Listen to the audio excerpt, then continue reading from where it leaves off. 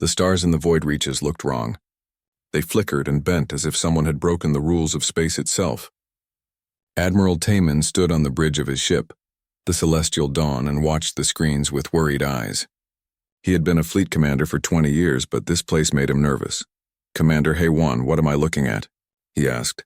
The woman at the tactical station moved her clawed hands across the controls. Her scales were bright green today, which meant she was excited or scared. Taman could never tell which. "Sir, there is something out there, a ship. But the readings make no sense." Taman walked closer to her station. Around him, the bridge crew worked quietly. Some were human-looking aliens with 4 arms. Others had skin like crystal or metal. The Galactic Council brought together 300 different species, and his ship had crew members from at least 40 of them. "Show me," he said. The main screen changed. There, floating in the darkness, was a ship. It was huge, maybe twice the size of a normal battlecruiser. But what made everyone stop and stare was how it looked. The metal was perfect. No scratches, no burn marks, no signs of age. It gleamed like it had been built yesterday. "How old is it?" Taman asked. Kyung-soo, the science officer, checked his instruments. He had 4 arms, which made his job easier. 2 arms worked the controls while the other 2 gestured as he talked. "Admiral, according to these readings, that ship has been here for 3,000 years. But that is impossible. Nothing stays this perfect for that long." "Is it a trick?" asked Haewon. "Some kind of fake image?" "No," Kyung-soo said. "It is real. And there is more. The ship is inside some kind of bubble, a time bubble. Inside that bubble, time has almost stopped. That is why the ship looks new." Taman felt a chill run down his spine. Time manipulation was the stuff of legends and theories. No one in the Galactic Council had ever made it work. The best scientists had tried for centuries and failed. Yet here was a ship sitting in a working time bubble for 3,000 years. "Get the other captains on a call," Taman ordered. "They need to see this." Within minutes, the faces of 5 other ship commanders appeared on the screen. Captain Jiwoo spoke first. She commanded the science vessel called Quantum Path. "Is this real? Please tell me this is real." "It is real," Taman confirmed. "We are looking at technology that should not exist." Around the frozen ship, there were other things floating in space. Debris, wreckage, the broken pieces of hundreds of other ships. Taman realized they were looking at an ancient battlefield. A war had been fought here long ago, and every ship had been destroyed except this one. "Someone protected this ship," Jiwoo said, her voice full of wonder. "They built that time bubble to keep it safe." A young engineer named Dae-hyun was working at one of the scanning stations. He was new to the fleet, barely 25 years old, but he had sharp eyes. He zoomed in on a section of the mysterious ship's hull and gasped. "Sir," he said, his voice shaking, "there is writing on the ship." "Writing?" Taman moved to look at Dae-hyun's screen. "Yes, sir, but it is not printed by machines. Someone carved it by hand. And, sir, it is in Old Earth language." The bridge went silent. Old Earth, humanity's ancient homeworld, the planet that humans had left thousands of years ago when it became unable to support life. The language was dead now, used only by historians and archaeologists. Dae-hyun read the words slowly. "Property of Lee Han-sol. Touch it and find out what happens, Rahan-sol," Taman repeated. "That is a human name, an old Korean name." Jiwoo's face on the screen showed pure excitement. "A human built this? One person?" "That is what it says," Dae-hyun replied. Kyung-soo was already running new scans. "Admiral, if we can get inside that ship, if we can study the technology, this could change everything. The time bubble alone is worth more than our entire fleet. Imagine what else might be inside." Taman knew Kyung-soo was right, but he also knew they had to be careful. Ships that were protected this well usually had good reasons for that protection, and that hand-carved warning bothered him. It was not a formal warning. It was personal, threatening even. "Can we get through the time bubble?" he asked. Kyung-soo thought for a moment. "Maybe, if we are very careful. The bubble is stable, but if we disrupt it wrong, the ship could be torn apart, or we could be. Then we will be very careful," Taman said. He looked at the other captains on the screen. "This is the most important discovery in centuries. We all know that. But we do this safely. No one takes risks. Understood?" They all agreed. It took 2 full days to figure out how to get through the time bubble. Kyung-soo and Jiwoo led teams of scientists who studied every detail. They sent small probes first. Some of the probes vanished. Others came back, but their clocks were wrong. One probe said only 5 minutes had passed. Another said 3 weeks had passed. Both had been inside the bubble for exactly 1 hour. Finally, they found a weak spot, a place where the bubble was thinner. Kyung-soo used a device that created a small opening, just big enough for a shuttle to pass through.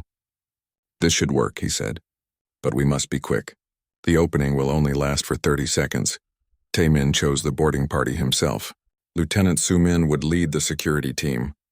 She was tough and smart, and she did not panic. Technician Bora would handle the ship's systems. Dr. Yuna would come in case there were medical issues, and Kyung-soo would be there to study the technology. "Remember," Tae-min told them before they left, "we do not know what we will find inside. That ship has been frozen for 3,000 years. There might be nothing. There might be dangers. Stay alert." The shuttle flew toward the time bubble. As it got closer, everyone could see the shimmer in space where the bubble's edge was. It looked like heat waves on a hot day, but in the vacuum of space, opening in 3, 2, 1, Kyung-soo said, the bubble split open. The shuttle shot through and disappeared from the celestial dawn's sensors. Inside the bubble, time felt strange. Soo-min could not explain it, but every movement seemed too fast and too slow at the same time. Her head hurt. "Is everyone okay?" she asked. Her team members nodded, though they all looked uncomfortable. The mysterious ship was right in front of them now. Up close, it was even more impressive. The hull was made of some kind of metal that seemed to glow with inner light. There were no visible weapons, but the design was elegant and powerful. Bora found a docking port and connected their shuttle. "The airlock is responding," she said with surprise. "The ship still has power." They entered the ship carefully, weapons ready.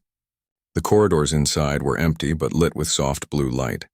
Everything was clean. There was no dust, no decay. It was as if the crew had just left moments ago. "This is incredible," Bora whispered. She ran her scanner over a wall panel. "These systems are active, and according to my readings, they are more advanced than anything we have." They explored room after room. A kitchen with food that looked fresh, living quarters with beds that were made, a library with books in a dozen languages, and finally, deep in the ship's center, they found it, the hibernation chamber. One pod. Large and sophisticated, the monitoring systems around it pulsed with gentle light, showing that everything inside was working perfectly. Dr. Yuna moved closer and looked at the readings. Her face went pale. "There is someone inside," she said. "Alive." Lieutenant Soo-min had seen many strange things in her years with the fleet. She had fought pirates near the edge of known space. She had negotiated with species that communicated through colors and smells, but nothing had prepared her for this moment, standing in front of a hibernation pod that held a human who had been asleep for over 3,000 years. "Are you certain he is alive?" she asked Dr. Yuna. The doctor nodded, her eyes fixed on the medical display. "Yes, his heart is beating. His brain shows activity. The pod is keeping him in perfect stasis. This technology is remarkable. Our best hibernation pods can keep someone safe for maybe 50 years. This one has worked for 3,000. Technician Bora was examining the pod's control systems. "I can access the wake-up sequence," she said, "but I do not know what will happen. He might wake up confused. He might wake up violent, or he might not wake up at all." Soo-min thought about it. They could leave him here, report back to Admiral Tae-min, and let the council decide what to do. That would be the safe choice. But looking at the pod, at the sleeping face inside, she felt that would be wrong. This person had been alone for 3,000 years.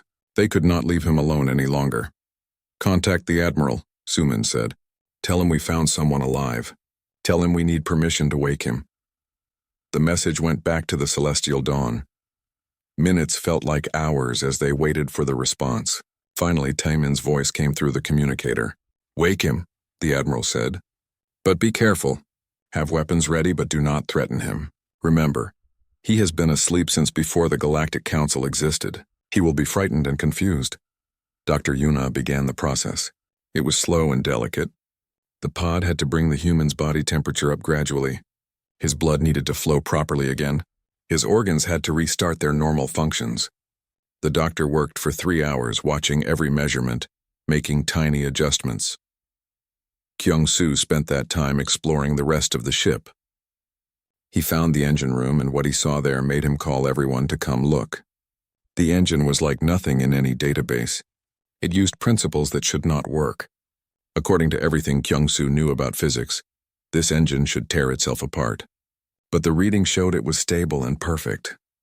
This person, Kyung-soo said quietly, whoever he is, he understood things that our greatest scientists still do not understand.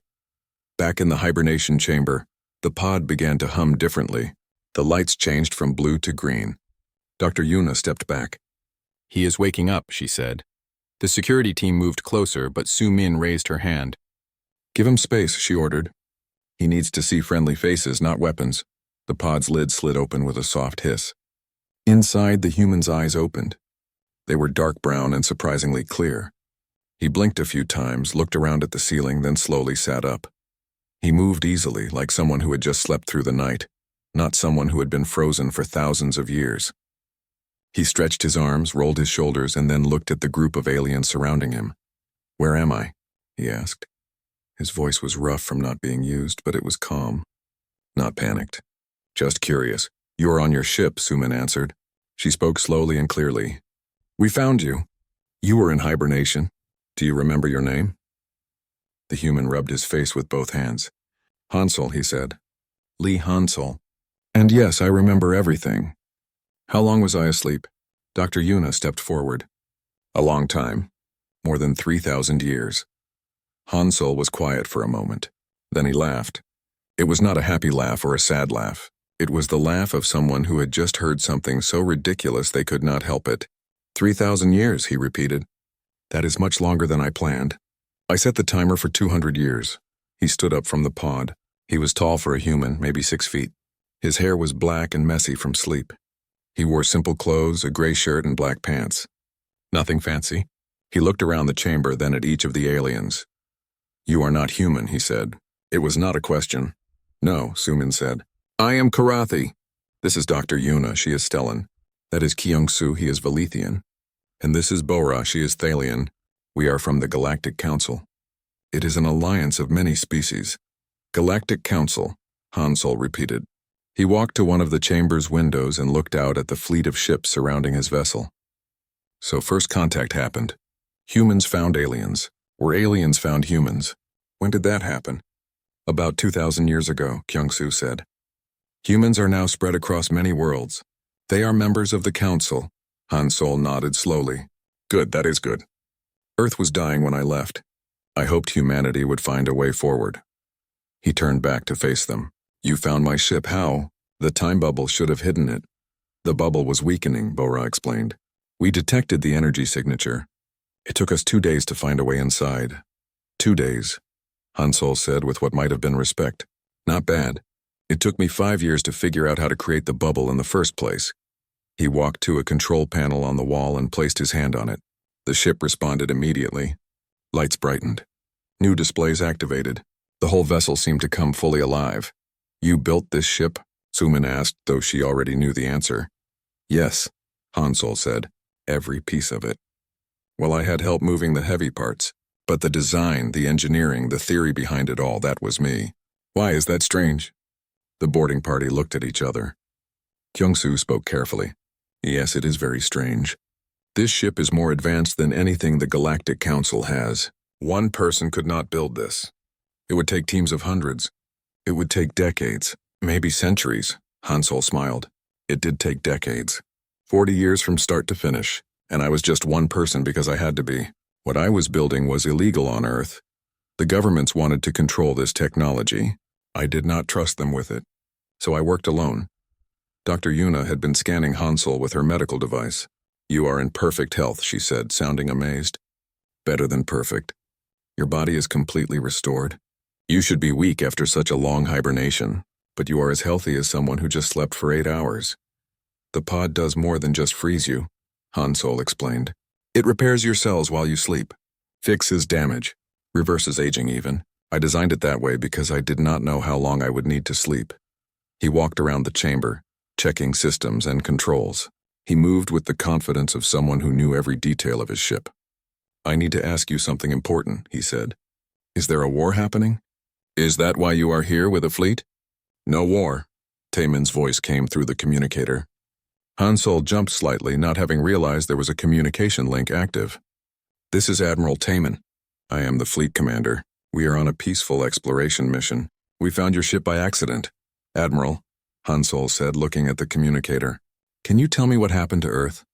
Is it still there? There was a pause.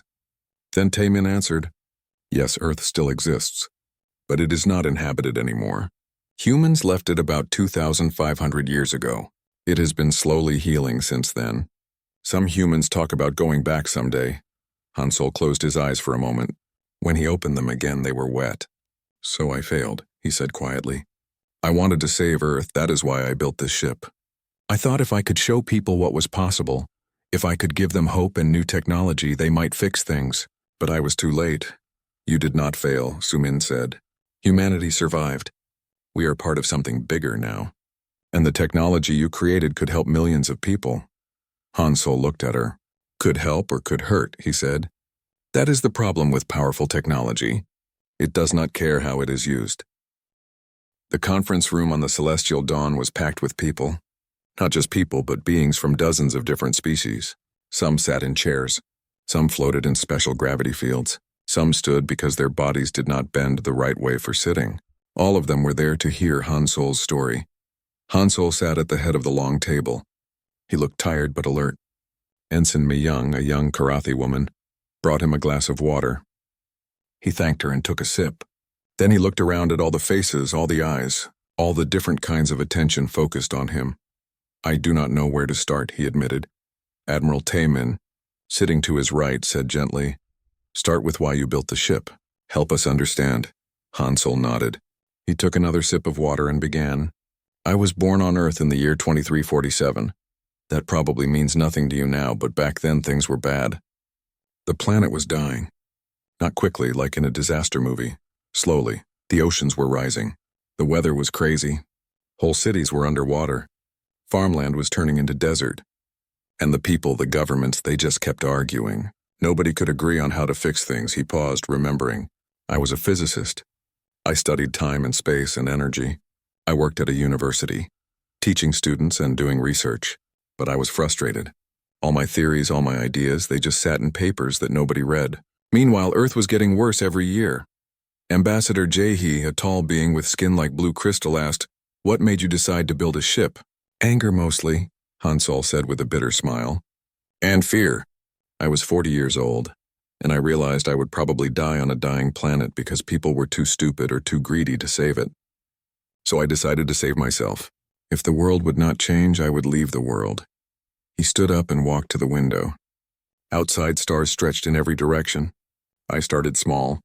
I built devices in my apartment. Tiny engines that could bend space. Small batteries that could hold massive amounts of energy. I tested everything carefully. Some experiments failed. One failure destroyed my apartment and I had to move. Several people in the room chuckled at that. After 10 years, I had working theories for everything I needed. Faster than light travel, time manipulation, self-repairing systems, energy generation that would last forever. Then came the hard part, actually building a ship. Captain Ji-woo leaned forward. How did you get the resources? A ship that size needs tons of metal, rare elements, computer systems. One person cannot gather all that. You are right, Hansol agreed. I could not do it legally, so I did it illegally. I hacked into corporate databases and rerouted shipments. I stole materials from construction sites. I used fake identities to buy things on the black market. It took me 15 years just to gather everything I needed. He pulled up a holographic display showing his ship's design. The assembled scientists gasped. The design was beautiful and terrifying in its complexity. Every system connected to every other system in ways that should not work but clearly did. The actual construction took another 15 years. Hansol continued. I built her in an abandoned mining facility on an asteroid near Mars. Nobody went there anymore. I worked alone most of the time. Sometimes I hired people for a day or two, paid them well, and made sure they never knew what they were really building. Scientist Wan-shik, a being with 6 tentacles and 3 eyes, spoke up. The temporal technology. How did you discover it? We have been trying to manipulate time for centuries. We always fail. Hansol turned to face him. Because you think time is like a wall, something solid that you push against. But time is more like water, it flows. It has currents and eddies. If you try to push water, it pushes back. But if you move with it, if you understand its currents, you can navigate it. He manipulated the holographic display, showing equations that made half the scientists in the room look confused and the other half look excited. I discovered that time and space are not separate things. They are the same thing seen from different angles. If you can fold space, you can slow time. If you can stretch time, you can compress space. Once I understood that, the rest was just engineering. Just engineering, muttered Kyung-soo. He says it like it is simple. Han-Sol smiled. It was not simple, but it was possible. That is the difference. Most people say something is impossible and they stop trying. I just kept trying until it worked. Admiral Taman asked the question that everyone was thinking. The time bubble around your ship. Why did you create it? What were you hiding from? Han-Sol's expression darkened. War, he said simply. When people found out what I had built, everything went wrong. The governments wanted my ship. Corporations wanted my technology. Criminal organizations wanted to steal it. Everyone thought they had the right to take what I'd spent 40 years building. He sat down again, looking suddenly older and more tired. I did not build the infinite horizon to be a weapon. I built her to be an escape, a way to leave Earth and find a new place to live. But when you have the only ship that can manipulate time, everyone sees it as a weapon. They imagine freezing enemy armies. They imagine speeding up their own time to outproduce their rivals. They imagine all the ways they could use it to hurt each other. Dr. Yuna, who had been quiet until now, asked softly, Did they attack you? Yes, Han-Sol said. 3 different factions came after me at the same time. Military ships, corporate mercenaries, and something worse. I never found out who they were. They just appeared one day near my asteroid base. They all wanted the horizon, and they were willing to kill each other to get it. He looked down at his hands. I did not want to fight. I am an engineer, not a soldier. But they did not give me a choice. I activated the horizon's defensive systems. I tried to just disable their ships, not destroy them. But they kept coming. More and more ships. The battle lasted 3 days. The room was completely silent now. Everyone was listening. On the 3rd day, I realized I could not win. There were too many of them. So I made a decision. I activated the time bubble. I set it to keep me frozen for 200 years. I thought that would be enough time for Earth to calm down, for the factions to forget about me. Then I would wake up and try again to find a new home. But you slept for 3,000 years instead, Taman said. Yes, Han-Sol agreed. Something must have gone wrong with the timer. Or maybe the battle damaged it. I do not know. All I know is that I wanted to sleep for 200 years, and I slept for 3,000. Captain Jiwoo looked at the holographic display of the ship. What happened to the other ships? The ones that attacked you? The time bubble probably destroyed them, Han-Sol said quietly. When I activated it, the field expanded quickly. Any ship too close would have been caught in the edge of the bubble. Time does strange things at the edge. It tears things apart. He stood up again and faced the assembled crowd. I did not want to kill anyone. I just wanted to be left alone. But they would not leave me alone. So I protected myself and my ship the only way I knew how. Ambassador Jae-hee asked, What will you do now? You have woken up in a new era. Your world has changed. Your species has spread across the stars. What is your plan? Han-Sol was quiet for a long time. Then he said, I do not know. I built the horizon to escape, but I cannot escape anymore. Time has already escaped without me, so I need to figure out what to do next. I need to understand this new galaxy, this galactic council. I need to know if I can trust you. And we need to know if we can trust you, Counselor Hyunwoo said bluntly. He was a serious-looking Karathi with gray hair. You have technology that could change everything. You have weapons that could destroy planets. How do we know you will not use them against us? Han-Sol met his gaze steadily. You do not know that. Just like I do not know if you will try to steal my technology the moment I let my guard down. Trust is not something you can prove with words. It is something you build with actions. He looked around the room one more time. I will make you an offer. I will share some of my knowledge with you. Not everything, not yet, but enough to show good faith. In return, you give me time to understand your council, your laws, your people. We learn about each other. Then maybe we can decide together what to do with the horizon and her technology. 3 weeks passed. Han-Sol kept his promise. He gave the Galactic Council scientists access to some of his research. Not the dangerous parts, not the weapons technology, but enough to prove he was serious about cooperation. He showed them how to make better batteries. He explained principles of energy generation that made their current systems look like children's toys. He taught them basic concepts of space folding that could make their ships faster. The scientists were amazed and grateful, but not everyone was happy. In the council chambers on the main space station, representatives from dozens of worlds argued about what to do with Han Sol. Counselor Sung Ho, a gentle Stellan with kind eyes, defended the human. "This man is offering us a gift, knowledge that could improve life for billions of people. We should accept it gratefully and protect him." But Counselor Hunwoo disagreed. "He is dangerous. One man with technology that powerful is a threat to the entire galaxy. What if he decides to use that time bubble as a weapon? What if he sells his knowledge to criminals or enemies of the council?" The argument went on for hours. In the end, they decided to watch and wait. Han Sol could stay with the fleet. He could continue teaching, but security would watch him always. Just in case, Han Sol understood. He did not like it, but he understood. Trust took time to build. Meanwhile, on the infinite horizon, Han Sol gave tours to small groups of engineers and scientists. Young Hee, the council's chief scientist, came almost every day. She was a human, descended from people who had left Earth centuries ago. She had never seen Earth herself, but she felt a connection to Han Sol because they shared the same ancestors. "This is incredible," she said, watching Han Sol explain the temporal core. It was a large crystalline structure that pulsed with soft light. "The way you balance the quantum fields, the way you stabilize the temporal variance, it should not be possible." "Most things are not possible until someone makes them possible," Han Sol said. He had heard himself say that so many times over the past weeks that it was starting to sound like a motto. Young engineer Daehyun was also there. He had appointed himself as Han Sol's unofficial assistant. He brought the human food, asked endless questions, and generally tried to be helpful. "Can you teach us to build a time bubble?" he asked eagerly. Han Sol looked at him seriously. "I could teach you the theory, but I will not teach you to build one. Not yet. Time bubbles are too dangerous. If you make even a small mistake, you could trap someone in stopped time forever. Or you could create a temporal explosion that would destroy everything nearby. I need to know that your people are ready for that responsibility before I share that knowledge." Daehyun looked disappointed, but nodded. He understood. Captain Jiwoo visited often too. She was supposed to be Han Sol's liaison, which meant she was both his helper and his guard. But she was also genuinely interested in his work. "How does it feel?" she asked him one day.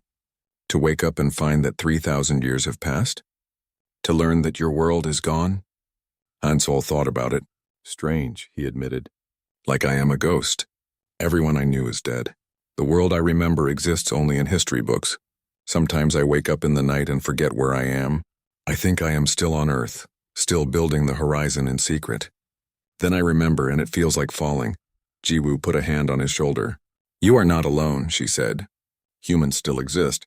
We are different from your time, but we are still here. And you have friends now. Daehyun thinks you are the greatest person who ever lived. Young Hee says you are the smartest human she has ever met. Even Admiral Taemin likes you, though he would never admit it." Han Sol smiled. "What about you? Do you like me?" "I am still deciding," Jiwoo said with a grin. The routine continued for another week. Han Sol taught, the scientists learned, and slowly, very slowly, trust began to build. Then everything changed. The attack came without warning. Admiral Taemin was on the bridge of the Celestial Dawn when the alarm started screaming. "Report," he shouted. Commander Haewon's scales turned bright red, the color of alarm. Multiple ships dropping out of faster-than-light travel. 20 vessels. No, 30. They are not responding to communication. Sir, they are charging weapons. "Battle stations," Taemin ordered. "Get all ships into defensive formation. Send a message to the attackers. Tell them this is Council space and they need to identify themselves." But the attacking ships did not respond. They just kept coming. Kyung-soo identified them quickly. "Kratheon Dominion ships." "Sir, the Kratheons have been quiet for years. Why are they attacking now?" Taemin knew why. The Kratheon Dominion was a warlike species that believed in taking what they wanted by force. They had heard about Han Sol and his ship. They wanted the technology, and they were willing to start a war to get it. "All ships engage," Taemin ordered. The space around the fleet exploded into violence. Energy beams cut through the darkness. Missiles streaked between ships. Shields flared as they absorbed hits. The council ships fought back hard, but they were outnumbered. On the infinite horizon, Han Sol heard the alarms. He ran to the bridge with Jiwoo and Daehyun right behind him. Through the windows, he could see the battle happening all around them. "They came for me," he said quietly. "They are attacking because of my ship." "It does not matter why they are attacking," Jiwoo said firmly. "What matters is stopping them." Han Sol moved to his command console. His hands flew over the controls. "I did not want to do this," he said. "I did not want to turn the horizon into a weapon. But I will not let good people die because of me." "What are you going to do?" Daehyun asked. "Something I hoped I would never have to do again," Han Sol answered. He opened a communication channel to the Celestial Dawn. "Admiral Taemin, this is Han Sol.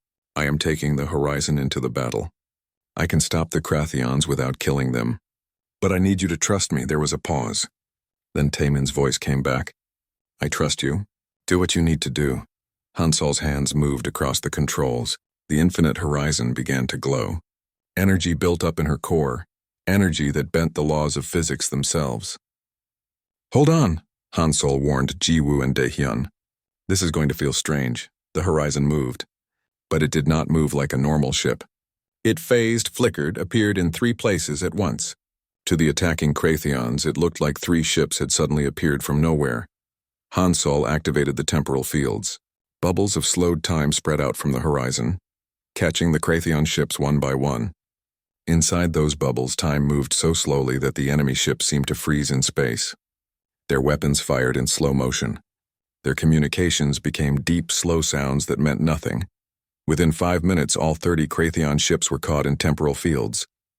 They were not destroyed. They were not damaged. They were just stopped, frozen in bubbles where time barely moved.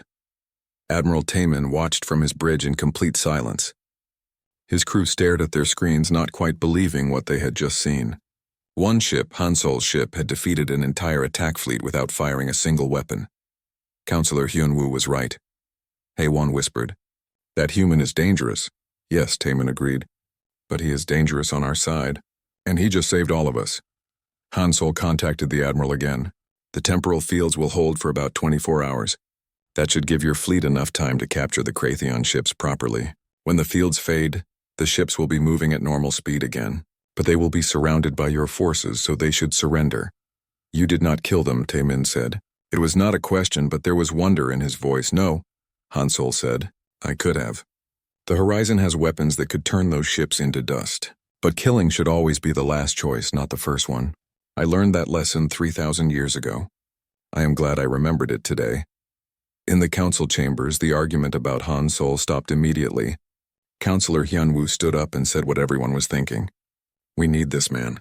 We need his knowledge. And we need to make sure that no one else ever gets it.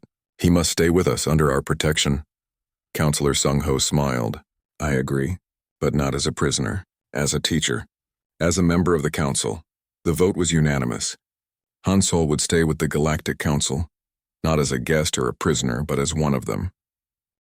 4 months after the battle with the Krathians, the Galactic Council opened the Temporal Sciences Institute. It was a massive station that orbited a quiet star far from any inhabited worlds. Hundreds of scientists from dozens of species worked there. They had one goal: to learn and understand the principles that Han Sol had discovered. Han Sol agreed to lead the institute, but only with conditions. All research would be shared equally. No species would get special treatment. Everything they learned would be used for peaceful purposes. Any military applications would require approval from the full council.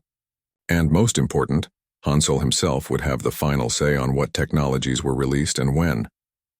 Some counselors did not like these conditions. They wanted faster access to the knowledge. They wanted weapons to defend themselves. But Admiral Taemin, who had become Han Sol's strongest supporter, reminded them what had happened with the Krathians. "This man could have destroyed that fleet in seconds," Taemin said. "Instead, he stopped them without killing anyone. If that is the kind of judgment he has, then I trust him to make decisions about his own technology." The council agreed. On the opening day of the institute, thousands of people gathered to hear Han Sol speak. Billions more watched on screens across the galaxy. Han Sol stood on a platform with Admiral Taemin beside him. Captain Jiwoo was there too, now promoted to commander.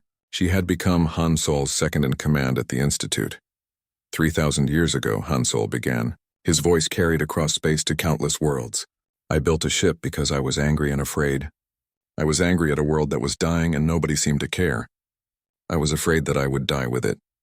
So I ran away. I built the infinite horizon to escape. He paused, looking out at the crowd. But I did not escape. I just moved forward in time, and what I found here in this future is something I never expected. I found hope. He gestured to the people around him. On Earth, in my time, humans could not work together.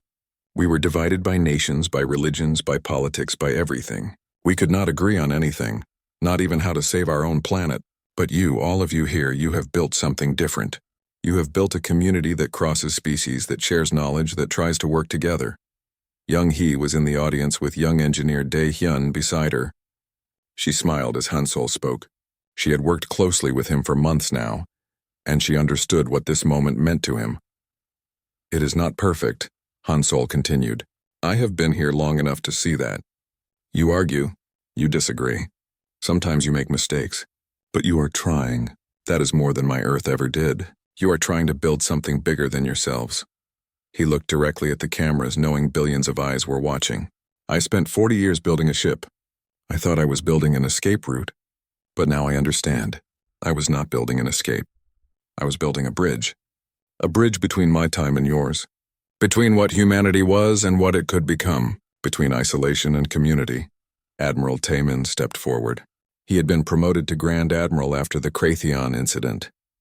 The Council has asked me to make an announcement, he said. Han Sol Lee has been granted full citizenship in the Galactic Council. He has also been given a position on the Science Council. His voice will help guide our future research and development. The crowd cheered. It was a strange sound because different species cheered in different ways. Some clapped. Some made musical sounds. Some changed colors. But together it was beautiful. After the ceremony, Han Sol returned to the infinite horizon. It was still his home, though now it was docked permanently at the Institute. Dr. Yuna was waiting for him there with some news. Your medical results came back, she said, smiling. The long hibernation did more than just preserve you. It reversed your biological age. When you went to sleep, you were 80 years old. Now biologically, you are about 30. Han Sol laughed. So I have more time than I thought. That is good. I have a lot of work to do. Speaking of time, Dr. Yuna said carefully, have you thought about looking for other humans? Humans from your era. Maybe some other people escaped Earth, maybe they are out there somewhere. Han Sol had thought about it often. Yes, he said, but I do not know where to start looking. Space is big. 3,000 years is a long time. The chances of finding anyone from my time are very small. Admiral Taemin entered the ship. With him were Commander Jiwoo and Lieutenant Sumin. We have news, Taemin said. The Council has approved a deep space expedition. We are going to search for any signs of old Earth ships, any survivors from your era. If there are other humans out there from your time, we will find them. Han Sol felt something tight in his chest loosen. You would do that? Spend time and resources looking for people who might not exist? You are one of us now, Jiwoo said simply. And we take care of our own. Over the next months, Han Sol settled into his new life. He taught classes at the Institute. He worked with researchers from dozens of species. He learned to eat food from alien worlds. He made friends with beings who looked nothing like him. Slowly, the pain of losing his old world faded. It did not disappear, but it became bearable. Engineer Dae Hyun became his closest student. The young engineer had a gift for understanding complex systems. Sometimes Han Sol thought Dae Hyun might be even smarter than he was. You remind me of myself, Han Sol told him one day. When I was young, before Earth broke me. You have that same fire, that same curiosity. Do not lose it. I will not, Dae Hyun promised. I am going to help you build great things. Things that will help people instead of hurting them. The expedition to search for old Earth survivors left 6 months after the Institute opened. Commander Jiwoo led the mission. She took 3 ships and a crew of volunteers. Han Sol wanted to go with them, but Taemin convinced him to stay. Your work here is too important, the Admiral said. And if they find someone, you need to be here to welcome them home. So Han Sol stayed and worked. He taught the scientists about quantum mechanics and temporal physics. He showed them how to fold space without tearing it. He explained the mathematics of time manipulation. But he was careful. He did not teach them everything. Some knowledge was too dangerous. Some weapons should never exist. One day, Kyung-soo came to Hansol with a question. Why did you really build the time bubble?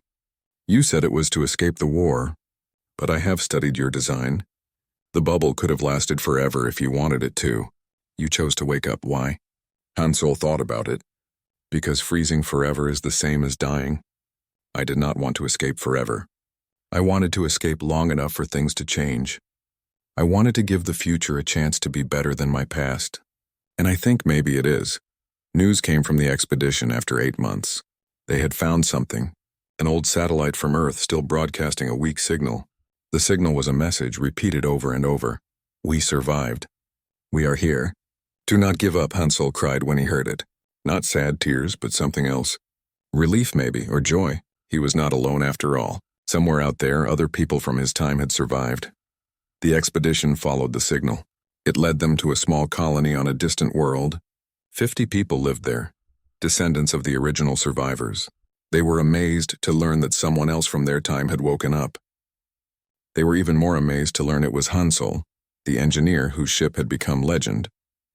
When Commander Jiwoo brought them back to the Institute, Hansol was waiting at the docking bay. An old woman came off the ship first.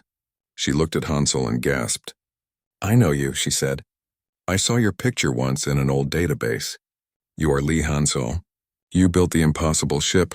I did, Hansol agreed. And you are? I am Song Minseo. My grandmother was on Earth when you disappeared. She used to tell me stories about you, about the engineer who built a ship and vanished into time. We never knew what happened to you. I slept for 3,000 years, Hansol said, and I woke up in a galaxy that is better than I hoped. Not perfect, but trying. Always trying, Minseo smiled. Then we did not fail. None of us failed. We all survived, and now we are here, together, building something new.